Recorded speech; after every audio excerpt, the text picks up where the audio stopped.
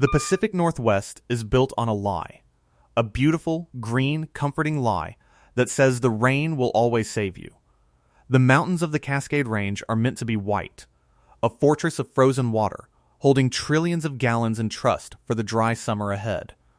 This is the region's great invisible reservoir, the very engine of its survival. And right now, it is empty. Not low, not dwindling. In some places, it is gone.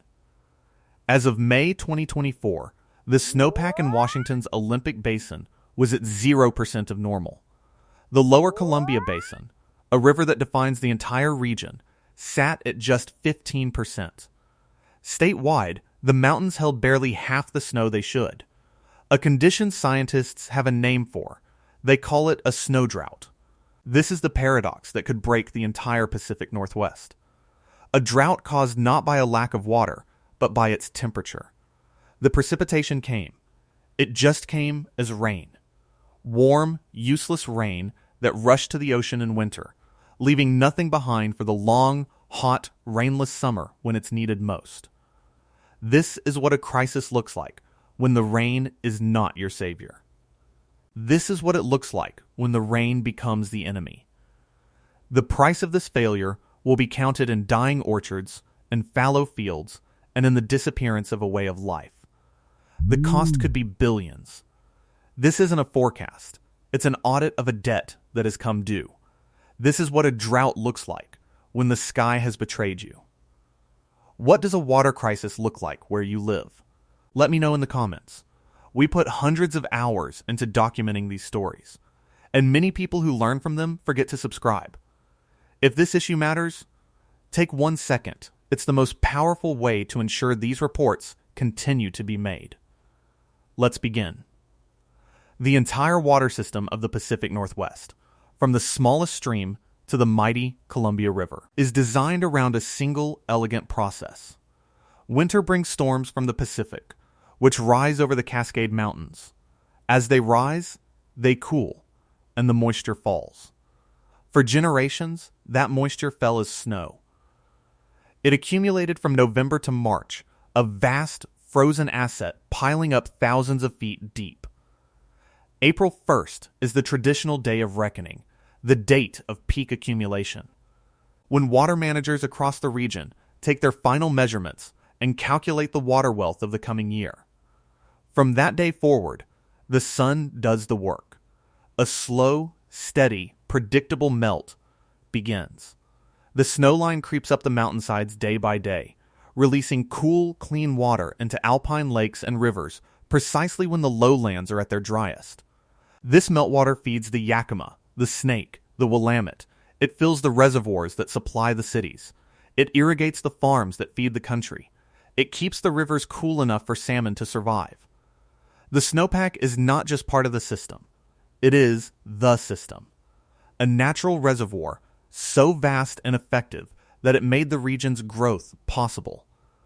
It was a perfect design. For a climate that no longer exists, the winter of 2023-2024 was different. An El Niño pattern settled over the Pacific, warmer and wetter than average. But that warmth was the critical flaw. Karen Bumbacco, the assistant state climatologist for Washington, explained the deadly distinction. "We're not seeing a precipitation drought," she stated. "We're seeing a snow drought." What that means is when we've had precipitation, particularly midwinter, it came in the form of rain rather than snow. Think about that. The water arrived, but it was in the wrong state of matter. Instead of accumulating as a stable, frozen asset in the mountains, it fell as rain. Rain that hit the lower elevation snow and melted it prematurely. Rain that ran off the slopes immediately, creating small-scale flooding in January and February, overwhelming river systems when the water wasn't needed and couldn't be stored. This wasn't a deposit into the seasonal water bank. It was a flash flood of cash that was gone by morning. Scott Patty, a water supply specialist with the Natural Resources Conservation Service, watched this disaster unfold in real time through the SNOTEL network. SNOTEL, or snow telemetry, is a web of over 900 automated monitoring stations scattered across the remote, high-elevation landscapes of the West.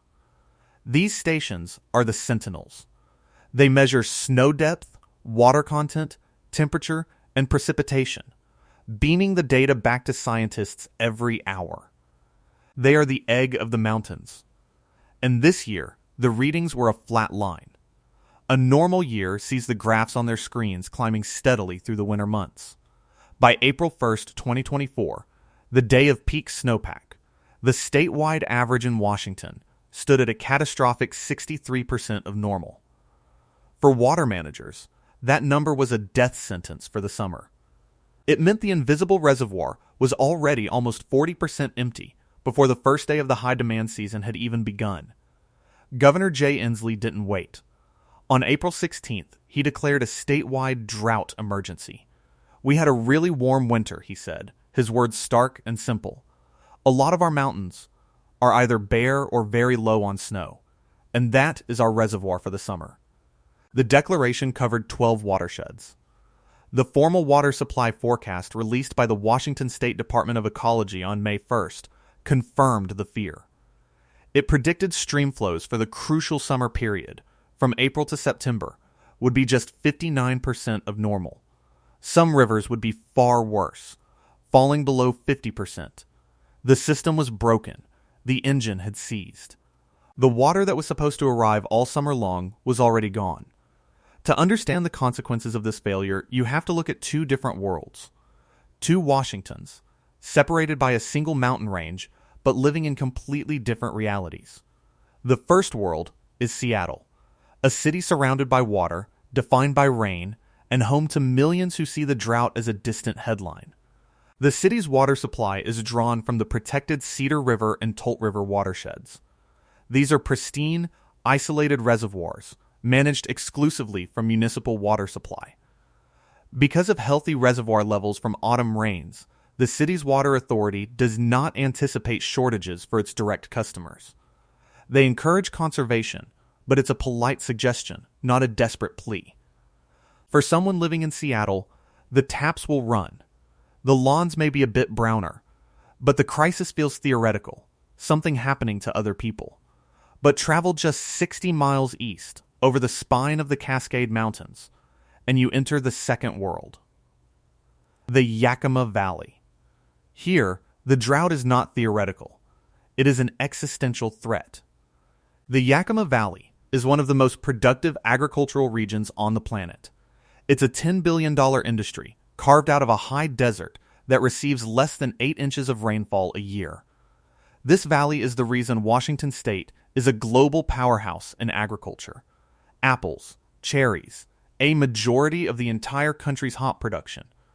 The hops that give craft beer its flavor comes from this valley. None of it would be possible without one thing: irrigation. Water, diverted from the Yakima River and its tributaries, is the lifeblood of this entire economy. And the Yakima River is fed almost entirely by the snowmelt from the same Cascade Mountains that Seattle sees as a scenic backdrop. For a farmer in the Yakima Valley, the April 1st snowpack number is not an abstract statistic. It is the single most important number of their year. It tells them if they will have the water to grow a crop, to pay their loans, to survive. This year, the forecast was dire. The Bureau of Reclamation, the federal agency that manages the Yakima Project's 5 reservoirs, projected that irrigators with junior water rights would receive less than half their normal water allocation. Some, nothing at all. What does that actually mean? You can't water half an orchard. You can't tell a field of newly planted potatoes it will only get water until July. A farmer facing a 50% cut has to make impossible choices. Do you let a field of annual crops like wheat go fallow entirely? That's a year's income. Gone. Or do you make a more brutal calculation? Do you sacrifice a block of 10-year-old apple trees, an investment that took a decade to mature, to ensure you have enough water to save the rest? These are not just fields. They are multi-generational family businesses. and they are being forced to watch their assets wither because the snow, their ultimate partner, didn't show up for work. This is the tale of two Washingtons. One city, insulated by its own geography and foresight, largely unaware of the crisis, and a rural valley, the agricultural engine of the state, just an hour's drive away, staring into an economic abyss. All because the winter precipitation fell as rain instead of snow. A single degree of temperature difference in the mountains translates into a life or death struggle in the valley below. If you found this deep dive into the two Washingtons valuable, hitting the like button helps our channel enormously, and consider sharing this with your family. This isn't just a regional story. It's a preview of a water crisis that many more places will face as climates shift. The crisis in Washington is a slow-motion disaster driven by physics. But 300 miles to the east, in Idaho, the drought has ignited a human conflict, a legal and economic war that pits neighbor against neighbor, and it's happening at a scale never seen before. This is the story of the Snake River and a 100-year-old law that is forcing 500,000 acres of farmland to go dry. The eastern Snake River Plain is a crescent of impossibly fertile land that arcs across southern Idaho. It is an agricultural superpower. It produces a significant portion of America's potatoes, sugar beets, and barley. Like the Yakima Valley, this region is a desert. Its lifeblood is water from the Snake River, which is fed by snowmelt from the Rocky Mountains. But how that water is used has created two distinct classes of farmers, and a conflict that has been simmering for decades. The first group are the surface water users. They are organized as the Surface Water Coalition. Their water rights are old, some dating back to the late 19th century. They draw water directly from the river and its canals. They are the seniors. The second group are the groundwater users. Their farms are further from the river. They rely on powerful wells to pump water from the vast eastern Snake River plain aquifer. Their water rights are newer, many established in the mid-20th century as pumping technology became more accessible.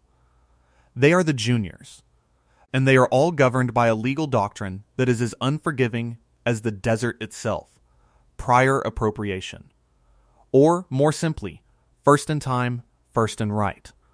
Laura Schroeder, a water law attorney, calls it a scarcity doctrine at its heart. It means that in a time of shortage, the senior rights holders get 100% of their legally allocated water before the junior rights holders get a single drop. It is a brutal, zero-sum game. For years, the system worked because there was enough water to go around. Decades of science have shown that the aquifer and the river are directly connected. Pumping massive amounts of water from the aquifer reduces the flow in the river. For years, this was an abstract concept. In 2024, it became a trigger for war. After another poor snowpack year, the senior surface water users made a water call, a formal legal demand for their full share of water. The Idaho Department of Water Resources, or IDR, was legally bound to respond. They calculated a massive shortfall in the river, and on May 30th, 2024, they issued the largest curtailment order in the state's history.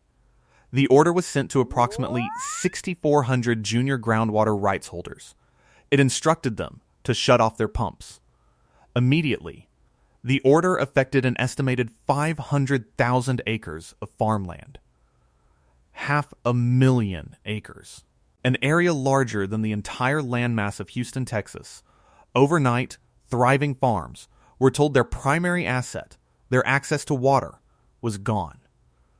Matthew Weaver, the deputy director of the IDR, knew the gravity of the decision. This curtailment order is the largest in state history and will have a dramatic impact on agriculture in eastern Idaho, he acknowledged. We know this is devastating news for many. Devastating doesn't begin to cover it. For a farmer who has invested millions in land, equipment, and a deep water well, that letter is a death warrant for their business. It's not just a lost harvest, it's the potential collapse of an entire way of life. The order sparked immediate panic and outrage. Farmers who had been neighbors for generations were now on opposite sides of a legal fight for survival. The groundwater users saw the senior rights holders as aggressors, using an archaic law to shut them down. The surface water users saw the pumpers as the ones who had overspent the water budget for decades, finally being held to account. The state was on the brink of economic catastrophe. Then came the negotiations. The curtailment order had a single escape clause. If the junior users could provide a mitigation plan, if they could find a way to give the senior users the water they were owed, the pumps could stay on. The magic number was 74,100 acre-feet of water. That's the volume of the shortfall. It's an enormous amount of water, nearly 24 billion gallons. The junior users scrambled, proposing plans to pay for cloud seeding, to recharge the aquifer in other areas, or simply to pay cash for the missing water. In early June, with the growing season hanging in the balance, the Idaho director paused the curtailment order for 1 week to allow frantic, last-ditch negotiations to continue. The fate of Idaho's $8 billion agricultural industry, the livelihood of thousands of families, all hung on whether these two groups could find a way to satisfy a law written for the 19th century in the face of a 21st century drought. This is the new reality. Less water in the mountains means more conflict in the fields. The snow drought in the Rockies had become a water war in Idaho. The empty fields and angry meetings paint a stark picture, but the casualties of this drought extend far beyond the farm. There are victims who have no voice in the negotiations, no seat at the table in the State House. The most iconic victim is the Pacific Northwest salmon. For millennia, salmon have been the cultural and ecological centerpiece of this region. Their life cycle is a miracle of navigation and endurance, a journey from high mountain streams to the Pacific Ocean and back again. That journey depends entirely on a specific set of conditions: cool, deep, fast-moving water. The snow drought is a death sentence for every one of those conditions. Without the slow, steady infusion of cold meltwater through the summer, the rivers become low, slow, and warm. For juvenile salmon trying to make their way to the ocean, this is a gauntlet of death. The warm water stresses their bodies, making them more susceptible to disease. The low flows concentrate predators. For adult salmon attempting to return upstream to spawn, it's even worse. Warm water holds less oxygen.